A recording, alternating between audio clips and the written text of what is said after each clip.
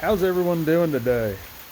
This is Darren with Spoon River Bend Acres, and it's kind of a gloomy day here today, but I just wanted to talk to everyone and let you know this is going to be a brand new channel. We just live out in central Illinois, and we just do a little bit of everything between me and my family and everything. We have a sawmill. We have a whole bunch of other things that we do. My dad does honey. We do a lot of hunting, fishing, and today it's raining, so this is kind of our introductory video because I didn't have to go to work today because I do outdoor work, and with the rain, obviously, we're not doing outdoor work. But today, as you can see, we've got a lot of wood and everything, and that right there, we've been splitting and stacking, and that is not for the house. That's for the house only if we lose power. That right there is one of my new hobbies from last year, and that hobby is maple syrup. And last year was my first year of trying maple syrup, trying to make it, and just learning how to do everything. So this year, our whole deal, we want to make it even bigger and a better process. And I found out last year the hard way that it takes a ton of wood. But luckily, since we have a sawmill, we have a lot of wood and a lot of logs.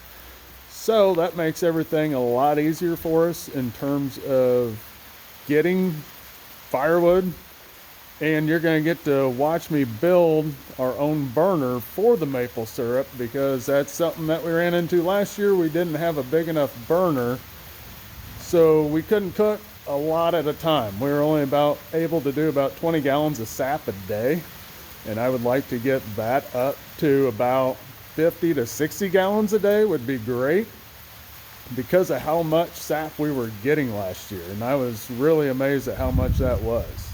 So that's something you're going to get to see, that whole process come together, because we're actually going to have that right here in this barn over here, kind of in this corner is what we're thinking right now, with the stack going outside. But you will get to watch that whole process from start to beginning. We've got a garden that we grow every year. We start everything ourselves from seed for my garden. I collect a lot of seeds out of the garden, so everything that we have is from the garden. I buy a little bit of seed here and there, not a ton. I do try to do different things with it every year, plant different things, see what the kids like, and all that. Like I said, we got honey. That's another thing that, it's one of those things you start at one hive, and then the next thing you know, I think we're up to 4 hives this year. And we're even wanting to get even more of those for this upcoming year. That's kind of our plan. But, we fish, we hunt, a lot of stuff. I can a lot of things throughout the summertime, so you'll get to see that too. Deer season's full swing. I haven't videoed any of it because we just haven't really had a lot of luck yet. So that's part of that. Fishing, you'll get to watch us fish, see what we catch, see what we do at our lake, see what we do at our property that might help you with your property also. We have right about 200 acres, and we got a couple lakes because we used to have the gravel pit and stuff family used to run, which is gone now, but now those areas have filled up with water and stuff. So you'll get to watch us fish, what we do to our ponds, and just hang out.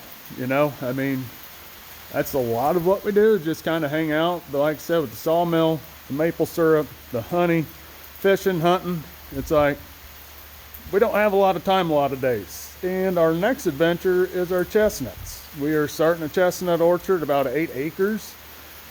And they've all been pretty much grown from seed from ourselves. So this is kind of just, we do a little bit of everything. And you're going to get to watch us do a lot of these things, ask questions about why we do things the way we do it, how we did it, how we started it, what we learned from it, and all those things. So it will be fun just to sit back and enjoy learning about us, watching what we do, how we do things that might help you guys out too. Everything we've done has been a learning curve ourselves, from the honeybees to the maple syrup to the chestnuts. You know, we learned a lot last year just from trying to grow our own chestnuts from seed. And we have learned that a lot better and all of that. But this past year, we actually collected some of our own chestnuts from trees we planted 5 years ago, which is really cool when you can start harvesting your own and growing them right from your own farm. So that is a really cool thing that we'll be getting into this spring more, and showing people kind of how we have gone about it and made it a little bit of a better process, because when we first started, we failed miserably at it. But this last year, it seems like we did a lot better than what we did the previous year. So that's what we're hoping for, and I'm hoping that, you know, you'll just get to see us, you know, and see what we do kind of throughout the winter time. Because like I said, I work outside, I'll be getting laid off. And then that's when we really start cutting up a lot of wood through the sawmill and stuff. We'll be tapping maple trees about end of January, early February is when we did it last year, and it worked out great. I had only tapped, I think last year, 10 or 11 trees, but there were days we were getting 30, 40 gallons of sap a day. And when you can only cook 20, it takes a long time to cook that much sap. So that's what we're hoping this year. We get a little bit better process going. So that's about all I have for this first video. It's just kind of a rundown of what we do and what you're going to be seeing on these videos and stuff. And pretty much anyone has any questions about stuff, let us know. And we will be probably posting 1, maybe 2 videos a week for right now, because I'm still working a lot and we're trying to get the end of the year stuff done at work. Everything that we can get in the ground, get it in the ground, get it done before winter hits, which next week it's supposed to get really cold. So hopefully we can get everything done before that. But in generally 2 weeks, I should be about off work, to where then you will start seeing a lot more videos of us pretty much working every day on the farm.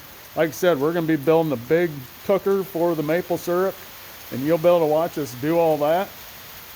I'm going to be splitting the rest of this wood and cutting it all up today and getting it split. Since some of it is getting rained on, I would like to get it in so that way at least it can dry. But at least in this shed, it has plenty of room to dry in here. So with it all being open on the one side, as you can see, at least it'll have time to dry. And how we're going to be putting it in a burner, even if it's a little wet, it should be hot enough that it's going to cook it and burn at a high enough rate that we should be good. So like I said, this is just all of our scrap junk wood off of our sawmill. So, and a lot of these trees, they're just dead out in the timber. This is just us pretty much going out in our timber and just cleaning up the dead debris that makes good lumber that people leave. We had it logged years ago, but we went in and picked up a whole bunch of walnut that the loggers didn't like, and we got a whole bunch of walnut from all that, and it's free. So we're good. So nice to talk to everyone. I hope everyone enjoys this channel and enjoys what we're going to be doing, and enjoys just seeing how somebody else does things, you know, how we do things, and how it might work out really great for your guys' farm, for your interests, or for your sawmill, for your maple. You know, you'll be able to see how to do this stuff, and I'll take you through it and help you out. And maybe it's something you want to do. I know people, after I started doing the maple syrup, they're like, man, can I tap like 2 trees in my yard? I was like, yeah, go for it. You know, you might get enough maple syrup off those 2 trees to last you all year, and you won't have to buy any more maple syrup. And if you're going to do it small like that, it's not that bad. Just you know, a little crock pot, you know, a metal pan, or, you know, I was even using granite ware, and that's what I started cooking it in until I realized trees produce a ton of sap. So then I had to go a little bit bigger. But if I'd only tapped 1 or 2 trees, I would have been fine just doing that, and that would have had enough maple syrup to last us a year. Because I really think if you tap at the right time, a decent sized tree gets you a gallon pretty easy. of maple syrup throughout the whole season. But I will get into that more later on one of my maple videos and stuff. But for right now, I'm going to start cutting and start splitting. So I will see you guys on the next video, and have a good day.